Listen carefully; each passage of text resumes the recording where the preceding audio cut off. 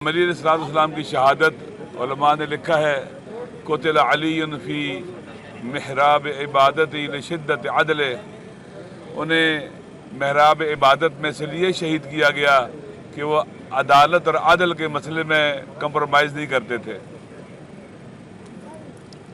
वो फरमाते हैं कि लौतीतुल अकालीम सबअता बिमा तहता फलाकिहा, अगर मुझे सारी कायनात जो आसमान के नीचे है दे दी जाए, जो कुछ भी इसमें है, सारी दौलत और सरमाया कायनात का सब कुछ दिया जाए, क्या करूं? अन असलबा जुल्ब शईरतिन मिन फम नबलतिन, कि मैं चींटी के मुंह से जौ का छिलका छीनूं। ये कहा जाए जौ का छिलका छीनो चींटी के मुंह से तुम्हें सब कुछ मिल जाएगा। वल्लाहि मा फअलतु, मुझे मेरे अल्लाह की कसम मैं चींटी पर भी जुल्म नहीं करूंगा, उसका हक उससे नहीं छीनूंगा। जो बड़ी मुश्किल के साथ वो जौ का छिलका अपनी गज़ा के तौर पर लाई है, अली वो छिलका भी नहीं छीनेगा। ये नफ्स रसूल है मौला अली, जान रसूल है मौला अली, अखू रसूल है मौला अली, बाब मदीनतुल इल्म मौला अली, तमाम फजीलतों का मुजस्सम अमली नमूना है मौला अली। अगर इल्म को कमाल के साथ देखना है तो मौला अली को देखो, अगर शुजाअत को कमाल के साथ देखना है तो मौला अली को देखो। किसी शायर ने क्या खूब कहा, कालू अलीयुन अला कुल्तु ला बलिल उला बि अलीयिन अला, लोग कहते हैं कि अली बुलंद है, मैं कहता हूँ हरगिज़ ऐसा नहीं है, बल्कि बुलंदियां हैं जो अली के ज़रिए बुलंद हैं। तो दोस्तों, तारीख़ बशर में तमाम अंबिया, तमाम औलिया, तमाम आइम्मा औसिया अल्लाह की ज़मीन पर आदल के नफाज के लिए आए थे। ये कुरान ने कहा है कि वो आदल के लिए आए थे। इरसाल रसूल इसलिए था, किताबें इसलिए नाज़िल की गई, मीज़ान हक़ को बातिल इसलिए दिया गया, वाज़े मौजज़े दिए गए, क्यों? लियकुमन नासु बिल क़िस्त, ताकि लोग आदल के लिए काम करें। वो आए थे लोगों को शऊर दे, आगाही दे, बसीरत दें, और लोग अपने इख्तियार के साथ जुल्म मिटाने के लिए उठें, आदल के लिए उठें। लिहाजा मौला अली अलैहिस्सलाम की शहादत दर हकीकत वो शहीद राह अदालत है, आदल की राह के शहीद हैं। आदल कैसे होता है? कानून की गुमरानी से आदल होता है। अगर कानून ना हो, कानून की गुमरानी ना हो, चीजें अपनी जगह पर नहीं आती। मौला अली अलैहिस्सलाम चाहते थे कि हर किसी को उसका हक मिले, वाकई आदल नजर आए। लेकिन वो लोग जिनको आदल पसंद नहीं था, जिनके लिए आदल मुश्किलात ईजाद करता था, उनका जो लूटा हुआ माल वापस लेता था आदल। मौला अली ने कहा था कि अगर जो माल लूट कर लोगों के पास है, इससे ख़वातीन के जहेज लिए गए, शादियाँ की वो भी मैं वापस ले लूँगा, इसलिए कि माल किसी ने लूटा पुराना हो गया तो उसका नहीं है। आज पाकिस्तान के अंदर भी आप देख लें कि जितनी मुश्किलात है ना इंसाफ़ी की वजह से है, आदल ना होने की वजह से है। जितना जुल्म सितम है, जितने लोगों के हुकूक पामाल होते हैं, बुनियादी इंसानी हुकूक वायलेट होते हैं, क्यों? इसलिए कि आदल नहीं है।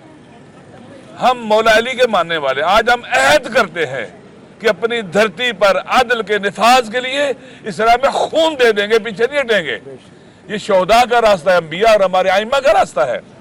लिहाजा हुकूमत की भी जिम्मेदारी है कि ये जो अय्याम है, इन अय्याम में फैसिलिटेट करे आज़ादारी के लिए। हम आज़ादार है, क्यों? मौला अली के सर पर जो तलवार का वार हुआ, ये आदल के सर पर वार हुआ है। ये अदालत का गला काटा गया है, ये आदल को छोटा समझा गया है, हकीर समझा गया है, और उस पर वार किया गया है जालिमों ने और शैतान सिफत लोगों ने। इंसानों की इज्जत और अजमत का ताल्लुक और दायरा मदार ये अदालत के साथ होता है। लिहाजा हुकूमत की जिम्मेदारी है कि वो बाकायदा फैसिलिटेट करे। ये लोग मौला अली के जो आशिक है, ये अदालत के आशिक है, इल्म के आशिक है, शुजाअत के आशिक है, गैरत और हमीयत के आशिक है। ये अज़ादार क्यों है?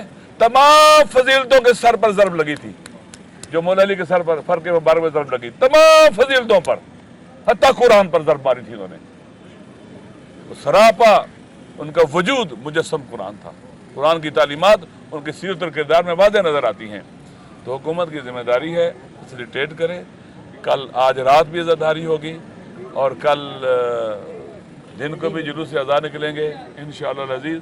तो मेरी गुजारिश है, हम सारे मुसलमान इसमें शरीक हैं, शिया सुन्नी शरीक है इसके अंदर, हत्ता मुस्लिम और गैर मुस्लिम भी आते हैं। یہ سارے کے سارے مولا علی کو اپنا رول ماڈل سمجھتے ہیں, نمونہ عمل سمجھتے ہیں. ان کے نقش قدم پر چل کر ہی ہم دنیا میں عزت سے جی سکتے ہیں اور عزت سے مر سکتے ہیں. میری امید ہے کہ انشاءاللہ یہ 2-3 دن جو ہیں, آج کا دن بھی اور کل کا دن, پچھلے دن گزر گئے, انشاءاللہ پرامن طریقے سے گزریں گے, اور سارے مولا علی سے عشق کرنے والے سارے کے سارے عزاداری میں آئیں گے, اس غم کو منائیں گے. کیونکہ یہ چیز ایسی ہے, اگر مولا علی کا غم منایا جائے تو در حقیقت انسانی تمام فضیلتوں کے قتل پر عزادار ہونے کا غم ہے. اور انشاءاللہ مجھے یقین ہے کہ یہ بہترین طریقے سے ہوں گے. حکومت جو ہے وہ اپنی ذمہ داریاں انجام دے گی اور سیکورٹی کا خاص بندوبست کرے گی, کیونکہ ملک کے اندر حالات مناسب نہیں لگتے بظاہر. تو انشاءاللہ یہ عزاداری کے ایام بہتر طریقے سے گزریں گے, اور یہ 19, 20 اور 21 کو لوگوں کی عدالت کے ساتھ کمٹمنٹ بڑھ جائے گی. شجاعت, غیرت, حمیت, ایثار, فداکاری کے ساتھ کمٹمنٹ بڑھ جائے گی. مولا علی کی سیرت انسانوں کو حیات اور زندگی دیتی ہے, معاشرے کو نارملائز کرتی ہے, بیلنس کرتی ہے.